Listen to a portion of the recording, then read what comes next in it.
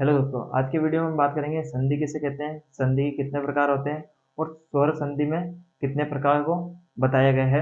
तो सबसे पहले हम देखते हैं कि संधि की परिभाषा क्या होती है। तो संधि की परिभाषा होती है दो वर्णों या अक्षरों के परस्पर मिलने पर जो विकार उत्पन्न होता है उसे हम संधि कहते हैं।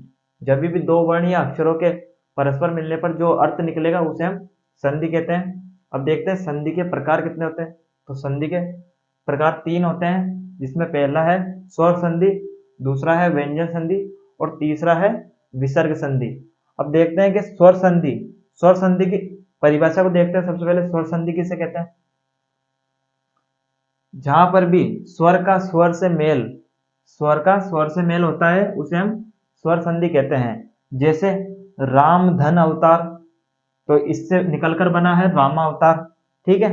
अब ये देखते हैं कि स्वर संधि के कितने भेद होते हैं।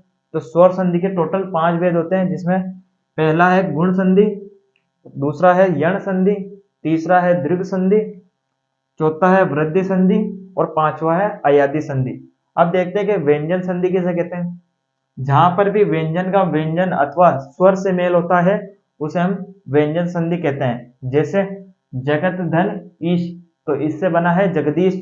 दूसरा है जगत धन नाथ, तो इससे मिलकर बना है जगन्नाथ। ठीक है। उसके बाद में देखते हैं कि विसर्ग संधि किसे कहते हैं। तो विसर्ग संधि की परिभाषा है जहां विसर्ग के साथ में स्वर अथवा व्यंजन का मेल होता है उसे हम विसर्ग संधि कहते हैं। इसमें एक नोट भी होता है। जैसे विसर्ग संधि में विसर्ग का लोप होकर उसके स्थान पर कोई ना कोई नया वर्ण या अक्षर आ जाता है। जैसे